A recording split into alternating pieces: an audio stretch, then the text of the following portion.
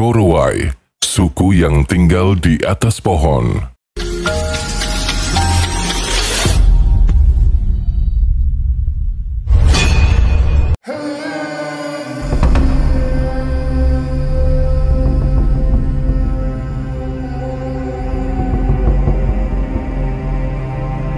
Di tengah rimbunnya hutan belantara, sekelompok orang menjalani hidup berdampingan dengan alam selama bertahun-tahun. Sebuah kehidupan primitif yang sama sekali tak tersentuh dengan gemerlapnya kota. Dan inilah Korowai, suku pedalaman yang penduduknya tinggal di atas pohon.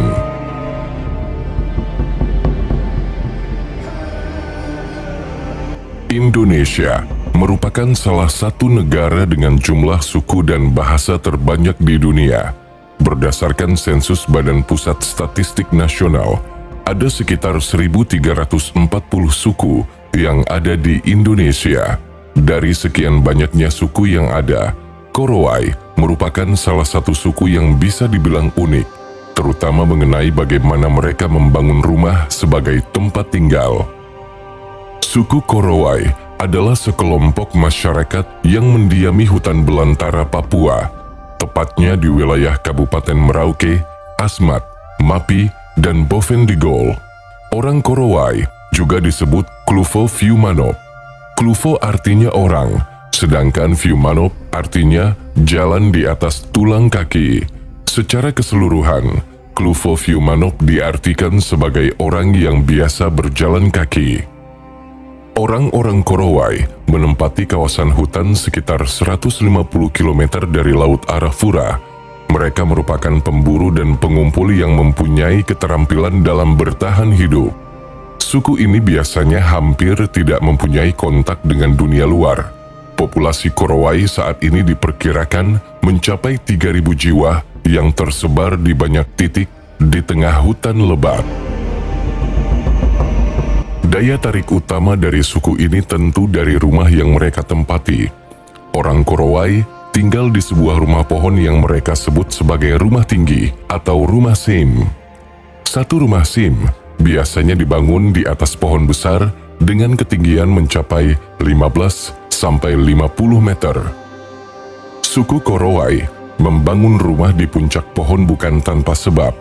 Orang-orang ini membangun rumah di atas pohon dengan tujuan agar terhindar dari binatang buas dan juga gangguan dari roh jahat. Suku ini juga takut terhadap serangan laleo atau iblis yang dikenal sangat kejam.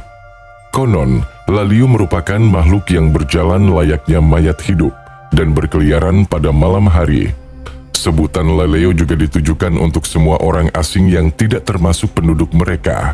Bahkan orang-orang Papua lainnya pun bisa disebut dengan julukan laleo. Mereka percaya bahwa semakin tinggi rumah yang mereka buat, maka akan semakin terhindar dari gangguan roh jahat. Terlepas dari segala alasan tersebut, suku Korowai begitu menghargai nenek moyangnya. Oleh karena itu, mereka menganggap bahwa rumah tinggi tersebut merupakan warisan dari leluhur yang harus tetap dilestarikan, sehingga mereka akan tetap merasa nyaman dan aman meskipun harus bersusah payah memanjat pohon yang sangat tinggi. Dalam pembuatan rumah ini, suku Korowai tidak sembarangan dalam memilih pohon. Mereka akan memilih pohon-pohon yang besar dan kokoh untuk dijadikan pondasi rumahnya. Kemudian, pucuk pohon tersebut digunduli dan dijadikan sebagai hunian mereka. Semua bahan yang digunakan untuk pembuatan rumah tinggi ini terbuat dari bahan alami. Kerangka rumahnya pun terbuat dari batang-batang kayu kecil, sedangkan lantainya menggunakan cabang pohon. Kemudian, mereka memanfaatkan kulit pohon sagu dan daun hutan sebagai dinding serta atap rumahnya. Setelah itu semua, bahan tersebut diikat menggunakan tali yang berasal dari ranting atau akar yang kuat. Biasanya, pembuatan rumah pohon ini bisa memakan waktu sekitar 7 hari. Karena suku ini masih memegang teguh adat istiadat leluhurnya, maka sebelum mendirikan rumah tersebut, suku Korowai akan melakukan ritual malam terlebih dahulu. Ritual ini dilakukan guna untuk mengusir roh jahat. Rumah pohon ini biasanya hanya bertahan hingga 3-4 tahun. Hal tersebut dikarenakan rumah mereka hanya terbuat dari bahan-bahan alami. Meski tinggal di tengah kepungan belantara, orang Korowai tetap dapat bertahan hidup dan eksis hingga hari ini. Mereka memanfaatkan hutan yang lebat sebagai sendi-sendi kehidupan.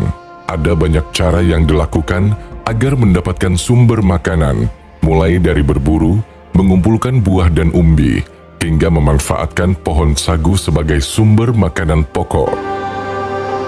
Sagu memang dikenal sebagai salah satu makanan pokok orang Papua, tak terkecuali bagi orang-orang suku Korowai. Apalagi pohon sagu dapat dengan mudah ditemukan di area hutan Papua. Ada beberapa tahap hingga pohon sagu dapat mereka konsumsi. Biasanya pria suku Korowai akan memilih pohon sagu yang sudah tua untuk ditebang. Bermodalkan tombak kayu dan parang, dalam waktu singkat, mereka mampu menumbangkan pohon sagu berukuran besar. Selanjutnya, lapisan keras luar pohon dikuliti hingga menyisakan bagian dalam. Bagian dalam pohon sagu inilah yang dimanfaatkan sebagai bahan makanan. Menggunakan alat tradisional yang terbuat dari kayu dan bambu, pohon sagu lalu dicacah hingga membentuk serpihan-serpihan kasar. Selanjutnya, serpihan pohon sagu itu disaring dengan bantuan alat khusus yang mereka buat dari pelepah pohon sagu dan kain tipis sebagai penyaring. Dari proses ini, saripati pohon sagu dipisahkan dari ampasnya. Saripati pohon sagu inilah yang selanjutnya dikonsumsi sebagai bahan makanan pokok mereka. Orang Korowai biasanya memasak sagu dengan cara paling sederhana, yakni dengan cara dibakar. Untuk melengkapi hidangan, mereka terkadang juga mencampurkannya dengan sayuran dan ulat sagu. Sementara itu, hewan seperti babi dan anjing hutan dijadikan sebagai hewan peliharaan. Bagi mereka, babi memiliki nilai sosial dan hanya akan dibunuh pada saat ritual serta acara-acara khusus. Sedangkan anjing, mereka gunakan sebagai hewan untuk berburu. Panah adalah senjata utama mereka saat berburu. Biasanya mereka akan menangkap hewan apapun yang mereka temui di dalam hutan. Metode lain yang mereka lakukan untuk memenuhi kebutuhan hidup adalah dengan cara menangkap ikan. Bermodalkan racun alami dari tumbuhan, mereka dapat dengan mudah menangkap ikan di sungai-sungai kecil yang mengalir di tengah hutan. Singkatnya, suku Korowai yang tinggal di pedalaman hutan Papua adalah contoh hidup dari keanekaragaman budaya yang berharga, gaya yang terisolasi, praktik kehidupan tradisional, dan kearifan lokalnya memberikan wawasan mendalam tentang hubungan manusia dengan alam dan keberlanjutan. Suku Korowai merupakan salah satu gambaran mengenai betapa kayanya keanekaragaman suku di Indonesia. Namun, ini juga menjadi sebuah bukti nyata bahwa di zaman modern seperti ini, masih ada kehidupan yang sangat tertinggal di bumi Nusantara.